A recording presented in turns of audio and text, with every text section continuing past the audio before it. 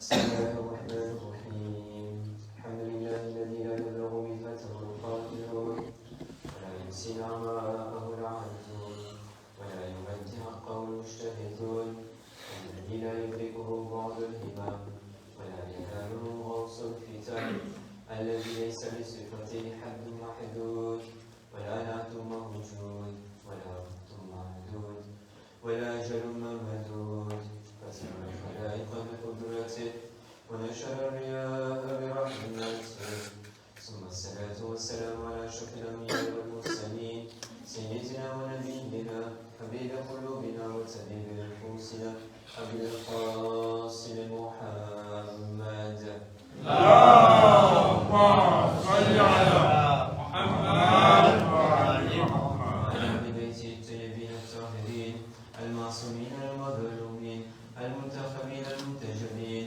الذين أذهب الله عنهم الرجس وطهرهم تطهيرا اللهم صل على محمد وعلى محمد ولعنة الله على أعدائهم وقاتلهم وغاصب حقوقهم ومنكر فضائلهم ومصائبهم وولايتهم والشاكين فيهم والمنحرفين عنهم أما بعد بسم الله الرحمن الرحيم اللهم كل وليك الحجة بن الحسن صلواتك عليه وعلى آله في هذه الساعة وفي كل ساعة وليا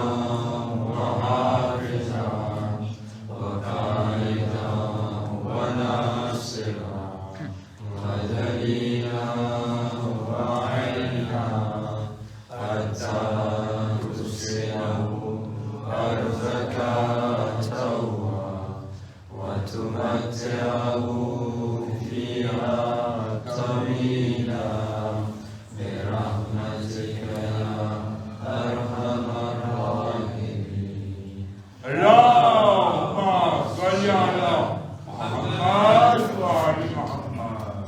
أما بعد السلام عليكم جميعا ورحمة الله وبركاته. وعليكم السلام ورحمة الله من كبرت كتاب الميزان وبكروك حيني عيباتكم وبركاته. أنا من سامي نشر الجمعة ليلة من تني تحيكها سوري شالا من نتني کوشش کریس که با لما وتعالي قبل مكان أموك نسيت هداية پیش قربانی چه که دیبس جا في قصات خيرا عيد الحج نو دیبس أبصر به نفريبا بعدی پاچوسو دوانی ساعتی خدا تمامی بدی عبادتوں قبول فرماوے بدی حاجتوں نے پوری فرماوے انے تمنے آفت انے بلاوتی دور رکھے त्या बाद अपना मोबाइल वक्त ना बारगामा फरीबार अपने मुबारक बादी पाचवे ईद वाली साथ कि खुदा इन्ना ज़हूर मुताजिल फरमावे आखिर बदेने इन्ना सिपाहियों मती शुमार फरमावे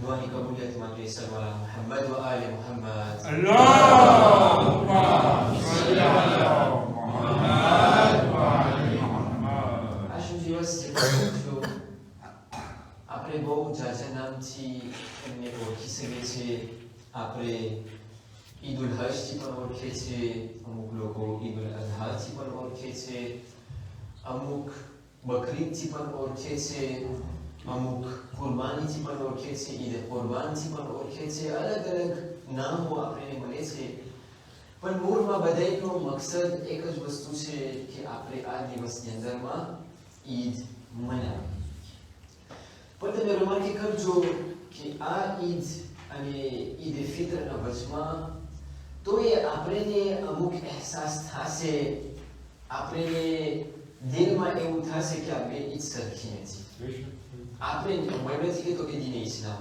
આપણને એવું લાગે છે કે ઘણી વખત આ બે ઈદને આપણે એક પેડિસ્ટાલમાં નથી રાખતા શાયદ એનું કારણ એ બની શકે છે કારણ કે ઈદ ઉલ ફિત્રમાં આપણે મહેનત કર્યા હોય તો આપણે એમ થાય કે મારી મહેનતનું એક રેકોમ્પન્સ છે તો મને રેકોમ્પન્સ ખપે છે તો ઈદ ફિત્રમાં માટે બહુ મીઠું હોય, એકદમ મીઠાશ લાગે મને કે મેં મહેનત કર્યો 30 દિવસ સુધી, રોજા રાખ્યો, કુરાન પઢ્યું, ઇબાદતો કરી, બધું મેં કર્યું, હવે મને કંઈક રેકોમ્પન્સમાં ખપે છે.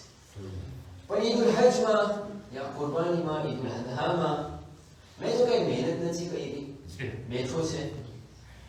હજી આ લોકો તરફ આપણે નિગાહ કરે કે જે લોકો મદીના સુધી પહોંચ્યા છે, મક્કા સુધી પહોંચ્યા છે, કે હજમાં ગયા છે, પૈસા રાખ્યા છે, મહેનત રાખે છે, કુરબાની પેશ કરે છે, તરકામાં તવાફો કરવું, મીના સુધી જવું. કોઈ દિવસ મને તો હજ નસીબ નથી થયો, પણ ઇન્શાલ્લાહ દુઆ કરું છું આપણે બધાને ઇન્શાલ્લાહ જલ્દમાં જલ્દ હજ નસીબ થાય ઇન્શાલ્લાહ. સલ્લલ્લાહુ મુહમ્મદ વ આલે મુહમ્મદ.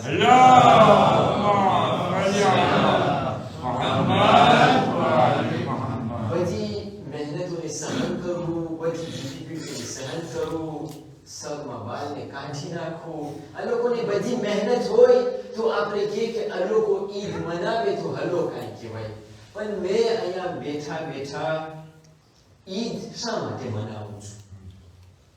શા માટે હું અહીંયા બેઠો બેઠો ઈદ મનાવું છું? મારા માટે શું ફજીલત છે? માવતરે કીધા કે બકરો કાપવાની મજા છે એટલે આપણે ઈદ મનાવીએ છીએ. સલ્લલ્લાહુ મુહમ્મદ વ આલે મુહમ્મદ.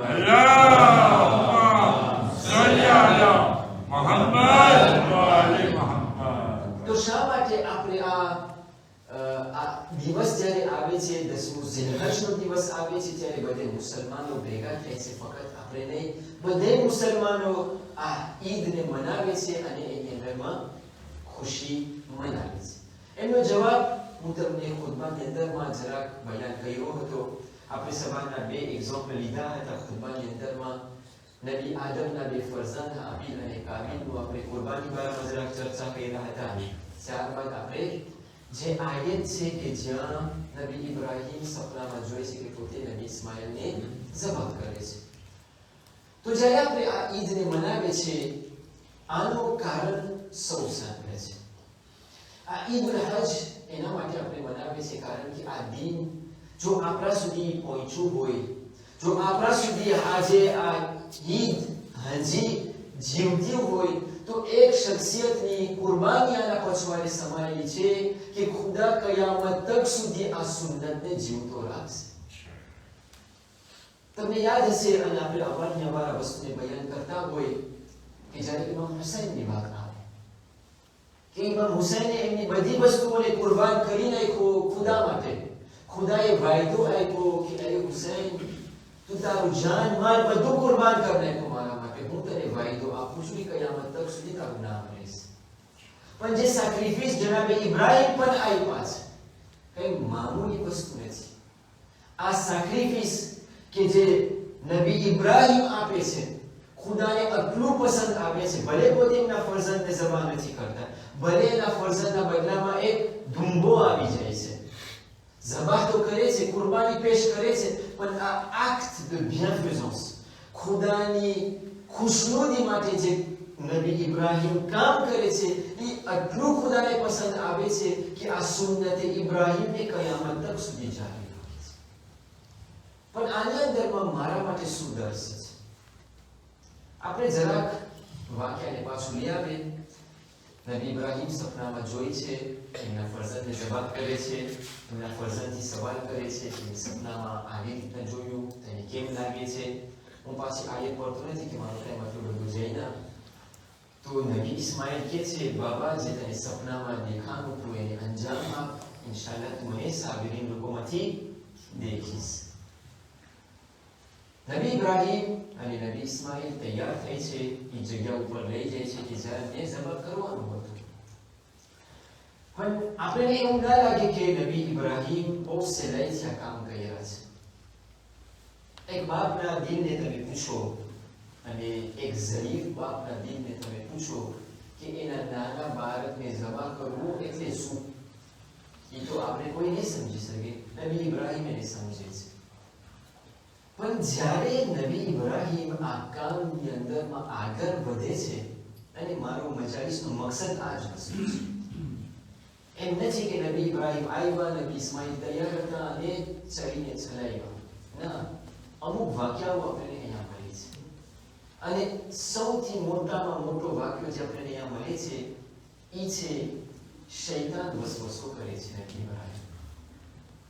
અવારનવાર સાંભળ્યા છે, અવારનવાર સાંભળતા હોય છે, હું પાછું દેખાઈમાં નહીં કરું, પણ આપણે તારીખની અંદરમાં મળે છે કે શૈતાન નબી ઇબ્રાહીમને વસવસો કરે છે કે તારો ફરઝાન, તારી ઉંમર આટલી મોટી થઈ ગઈ છે, તારો હજી નાનો બાળક છે, માન માન કરે મળ્યો છે, માન તારા પાસે આવ્યો છે અને તું એને ઝબા કરીશ.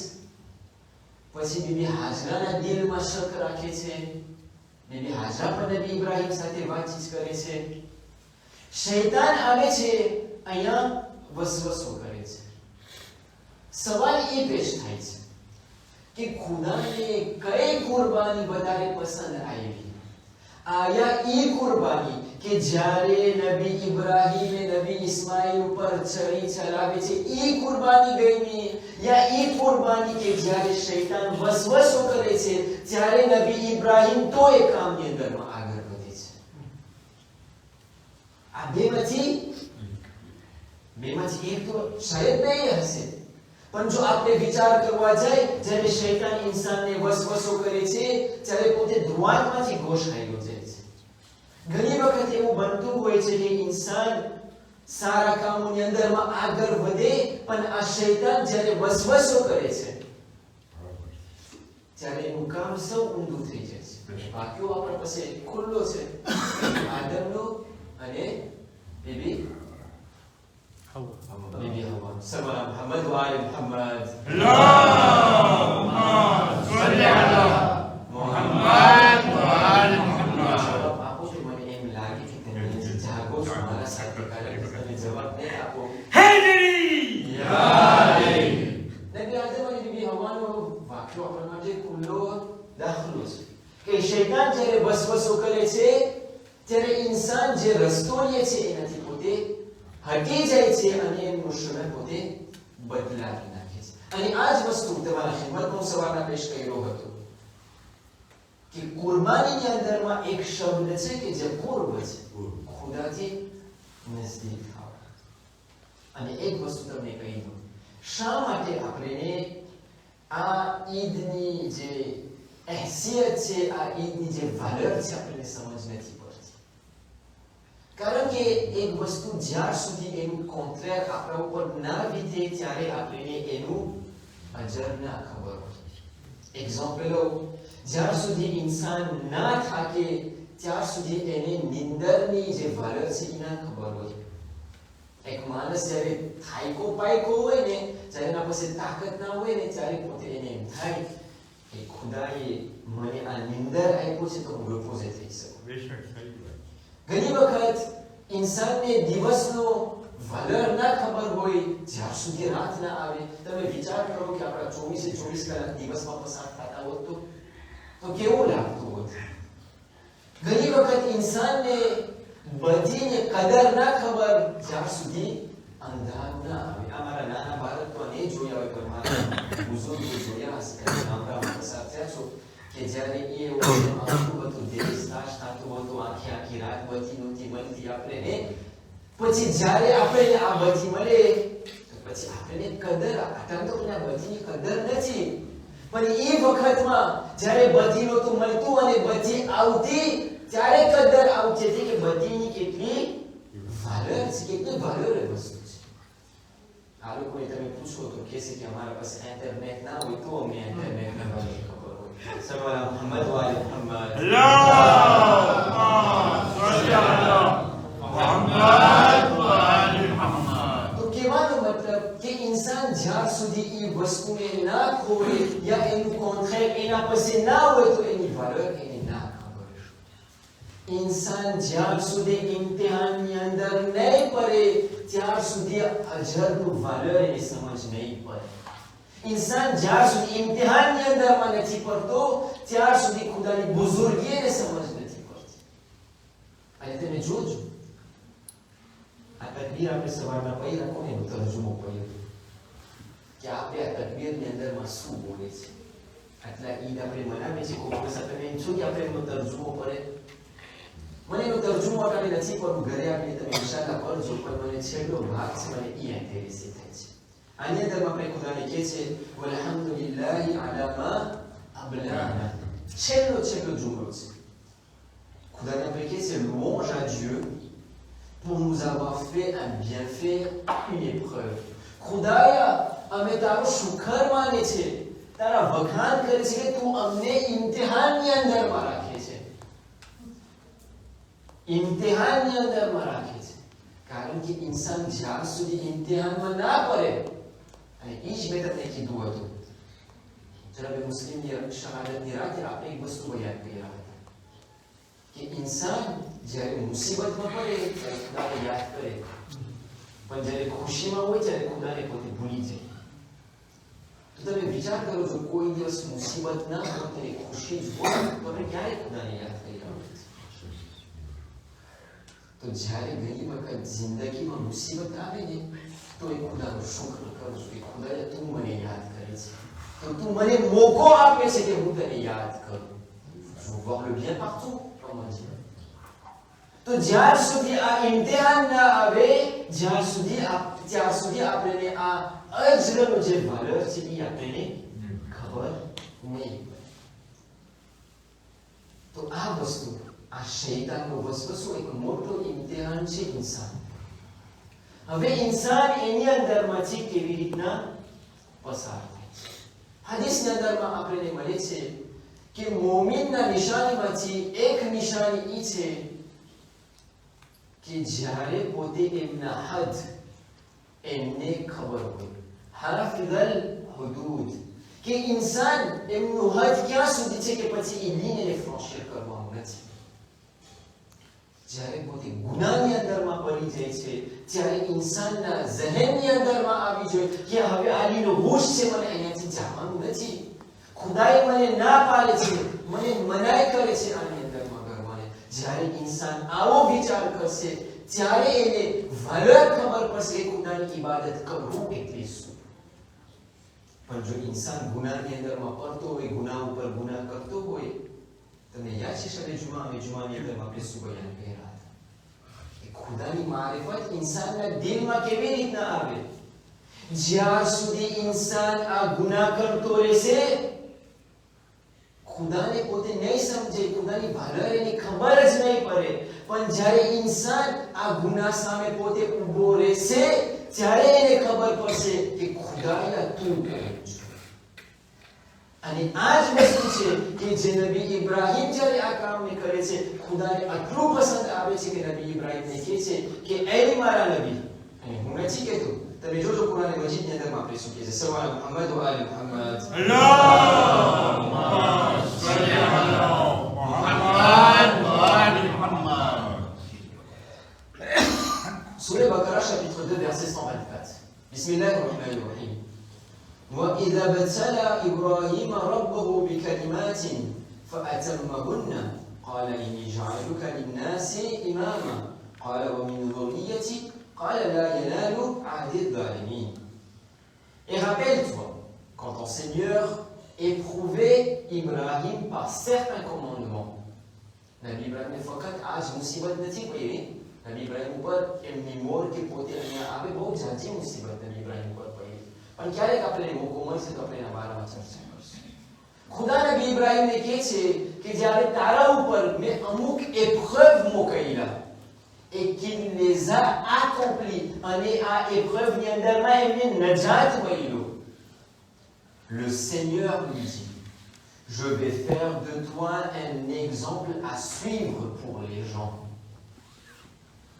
અહીંયા શબ્દ જે આવે છે ઇન્ની જાઇલુકા લિન્નાસી ઇમામા, જ્યારે તું આ બધા એપ્રેવમાંથી પસાર છો તો હું તને કોમનો ઇમામ બનાવીશ.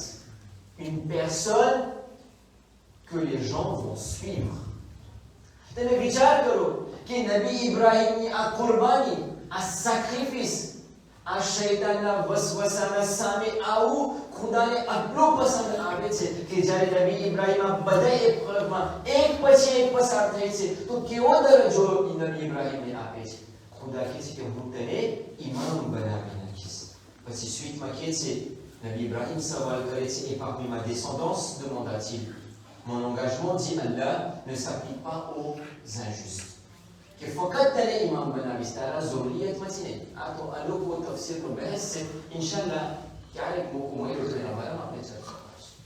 पण केवारो मतलब ई conclusion માં અને માનવ પર ખતમ કરીશ કે એ ઇન્સાન જ્યારે આવા દિવસો આપણા સામે અને આપણા નજર સામે આવે છે ત્યારે એમ નથી કે ફક્ત ઈદ મનાવી લીધા એમ નથી કે ફક્ત બીજાને એક ઈદ મુબારક કહી દીધા એમ નથી કે ફક્ત ઈદ ઉલ ફિત્રમાં મીઠાન ખાઈ લીધા એમ નથી કે ઈદ ઉલ હજમાં ફક્ત બકરો ખાઈ લીધા ના એ મારા બંદા ખુદા આપણને પેગામ આપે છે કે એ મારા બંદા તું સમજ શા માટે હું તને ઈદ આપ્યું છું અને ફરીવાર એ જુમલાને હું રિપીટ કરીશ કે જે આપણા મૌલાએ કાયનાત ઇમામ અલી ઇબ્ન અબી તાલિબ અલૈહિસ્સલામ અલ્લાહુમ્મા સલ્લી અલા મુહમ્મદ છે કે જે દિવસની અંદરમાં મોમિન બંદો ગુનાહ નથી કરતો એના માટે ઈદ છે તો આ બધે પોઈન્ટ આપણે જ્યારે રડીએ કરે કે ઇન્સાન જ્યારે ખુદાની નાફરમાની તરફ ના જાય ગુનાહોના સામે પોતે બચે એ દિવસ એના માટે ઈદ છે અને ખુદાને ઈ પસંદ છે આ નાનકડો પૈગામ છે કે એ મુમિનો એ મુમિનાતો આપણે મહેનત અને કોશિશ કરે કે આવા દિવસોની અંદરમાં આપણે જરા રિફ્લેક્શન લઈ આવે અને આપણા જિંદગીની અંદરમાં કાંઈ તબદીલી લઈ આવે રબ્બના તકબ્બલ મિન્ના إنك أنت السميع العليم خدا پس આપણે હાથ બુલંદ કરીને દુઆ કરે ખુદાયા અમારી બધી ઇબાદતોને કબૂલ ફરમાવ ખુદાયા અમારા બધે મહમૂમીઓને મગફિરત ઇનાયત ફરમાવ આ દિવસના વાસ્તાથી આ રાતના બરકતોથી અમારા બધે મરીઝોને શિફાએ કામિલા ઇનાયત ફરમાવ ખુદાયા અમારા બધે મહમૂમીઓને મગફિરત ઇનાયત ફરમાવ ખુદાયા અમારા બધે ગુનાહ કબીરા અને ગુનાહ સગીરાને મુઆફ ફરમાવ ખુદાયા અમારી બધી दुआओं हाजतों उम्मीदें कबूल फरमा मौलाए वक्त इमाम ज़माना ज़ुहूर मताजिल फरमा अपने सिपाही शुमार मा फरमा सल्लल्लाहु अलैहि व आलिहि मुहम्मद